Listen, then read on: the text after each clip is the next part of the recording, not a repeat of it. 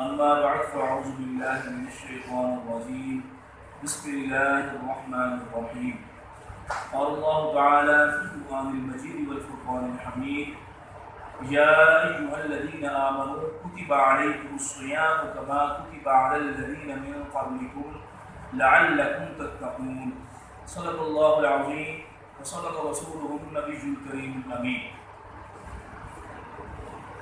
الحمدللہ عز و جل آج دوسرا روزہ ہے۔ سورۃ البقرہ کی آیت نمبر 183 تلاوت کرنے کا شرف حاصل کیا ہے۔ اس میں روزے کی فرضیت کا بیان ہے۔ اللہ رب العزت ارشاد فرماتا ہے یا ایھا الذین آمنوا، اے ایمان والو، کتب علیکم الصیام، تم پر رمضان کے روزے فرض کر دیے گئے، کما کتب علی الذین من قبلکم، جیسے تم سے پہلے لوگوں پر فرض کیے گئے تھے، لعلکم تتقون، تاکہ تم پرہیزگار بن جاؤ۔ اس آیت میں 3 باتیں ذکر ہیں۔ ارشاد فرمایا گیا کہ اے ایمان والو، تم پر رمضان کے روزے فرض ہیں۔ اس سے مراد یہ رمضان المبارک کے 30 روزے ہیں۔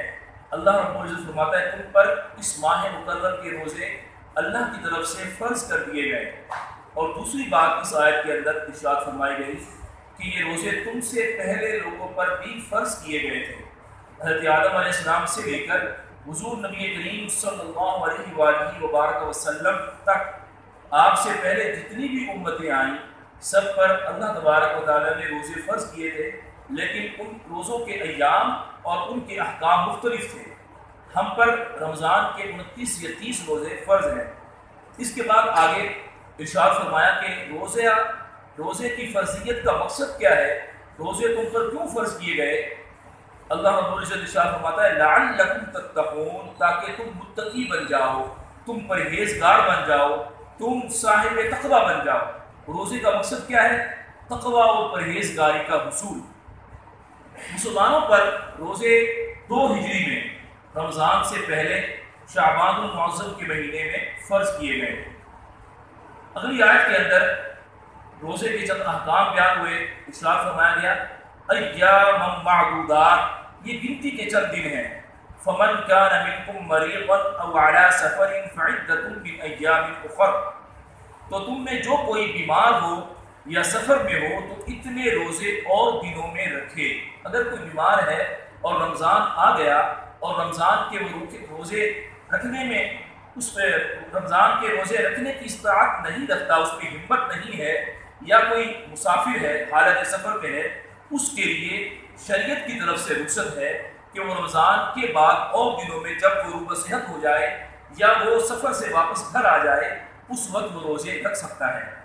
وعلی الذین یطیقونہ فدیۃ طعام مسکین، اور جنہیں اس کی طاقت نہ ہو تو ان پر ایک مسکین کا کھانا فدیہ ہے۔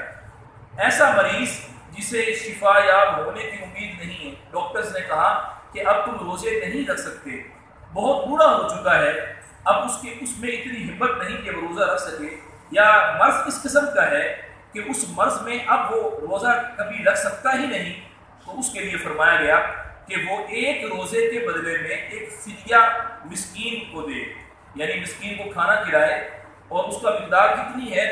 وہ فدیہ صدقہ فطر کی مقدار ہے۔ جیسے ہم فطرانہ ادا کرتے ہیں تو ایک شخص کا جو فطرانہ بنتا ہے اتنا ہی فدیہ ادا کرنا ہوگا اسے ہر ایک روزے کے بدلے میں۔ اور یہاں ایک بات یاد رہے کہ اگر اس نے فدیہ ادا کر دیا اور بعد میں وہ روح صحت ہو گیا تو جن روزوں کے اس نے فدیے ادا کیے تھے تو وہ روزے رکھنا اب اس پر لازم ہو گیا۔ فمن تطوع خیرا فهو خیر لہ، اور پھر جو اپنی طرف سے نیکی زیادہ کرے تو وہ اس کے لیے بہتر ہے۔ یعنی وہ فدیہ جو اللہ رب العزت نے مقرر کیا ہے، اگر وہ مقدار اس سے بڑھا دے اور زیادہ دے تو فرمایا گیا ہے یہ اس کے لیے زیادہ بہتر ہے۔ وَأَن تَصُومُوا خَيْرٌ لَكُمْ، اور اگر تم جانو تو روزہ رکھنا تمہارے لیے بہتر ہے۔ وَأَن تَصُومُوا خَيْرٌ لَكُمْ إِن كُنتُمْ تَعْلَمُونَ، اگر تم جانو تو روزہ رکھنا تمہارے لیے بہتر ہے۔ یعنی اگر کوئی مرض میں ہے اور وہ سمجھتا ہے کہ میں روزہ رکھ لوں گا اگرچہ میں مریض ہوں، اور کوئی حالت سفر میں ہے تو وہ پھر بھی روزہ رکھے تو اس کے لیے بہتر ہے۔ اس لیے فقہائے کرام نے فرمایا کہ مریض ہونے کے باوجود اور حالت سفر ہونے کے باوجود اگر کوئی روزہ رکھتا ہے تو اس کا یہ امر افضل ہے، فضیلت کا باعث ہے۔ اللہ رب العزت ہمیں ماہ صیام کا احترام نصیب فرمائے اور اس ماہ مکرم کے تمام روزے رکھنے کی توفیق عطا فرمائے۔ ہم نے آج کے درس قرآن میں یہ سنا کہ روزے کا اصل مقصد کیا ہے؟ اصل مقصد تقوی کا حصول ہے۔ اگر کوئی سارا دن بھوکا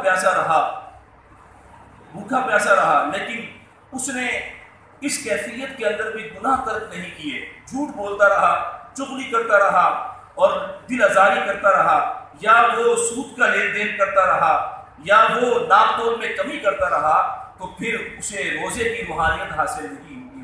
جو روزے کا مقصد تھا وہ اس مقصد سے دور ہو گیا۔ روزے کا مقصد کیا ہے؟ تقوی کا حصول، پرہیزگاری کا حصول، متقی بن جانا، نیک بن جانا۔ اللہ تبارک و تعالی ہمیں ظاہری اور باطنی آداب کو ملحوظ خاطر رکھتے ہوئے روزہ رکھنے کی توفیق عطا فرمائے، آمین، بجاہ النبی الامین صلی اللہ علیہ وآلہ وسلم۔